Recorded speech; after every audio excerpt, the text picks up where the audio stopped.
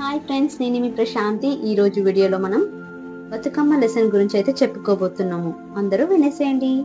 Let's start video. Dasara కన్నా 10 రోజుల ముందే బతుకమ్మ పండుగ మొదలైంది. ఆడవాళ్లకు ముఖ్యమైన పండుగ అయినప్పటికీ మగపిల్లల పాత్ర అధికంగా ఉండే పండుగ ఇది. రంగురంగుల పూలను సేకరించి గిన్నె లేదా ఒక పళ్ళెంలో స్త్రీలు బతుకమ్మలను పేరుస్తారు. పేర్చిన బతుకమ్మలను వీధిలో ఉంచి పాటలు పాడుతూ చుట్టూ తిరుగుతూ చప్పట్లతో ఆడుకుంటారు.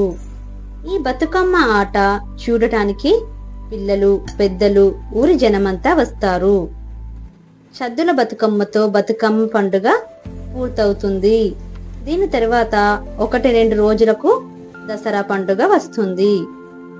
సద్దుల బతుకమ్మ నాడు శ్రద్ధతో పెద్ద పెద్ద బతుకమ్మలను పేర్చారు. ఈ బతుకమ్మలు బోర్లించిన బొంగరాల వలె, గుడి కిందికి వచ్చిన గోపురాల వలె కనిపించాయి.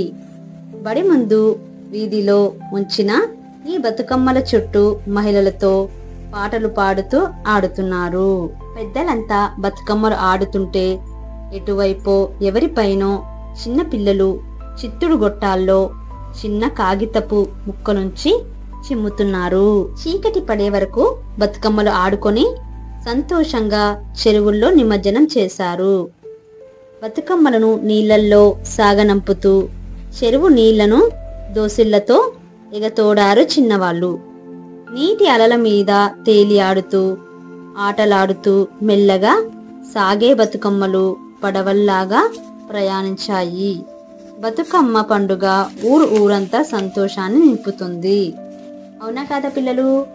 యాక్చువల్లీ బతుకమ్మ పండుగ వచ్చిందంటే అందరూ ఒక దగ్గర కలిసిపోయి, ఓకే, చిన్నవాళ్ళు, పెద్దవాళ్ళు, ఓకే, అమ్మాయిలు అందరూ, ఓకే, మహిళలు, అమ్మాయిలు అందరూ కలిసి ఒక దగ్గరికి వచ్చి ఆడుకునే పండుగ బతుకమ్మ పండుగ.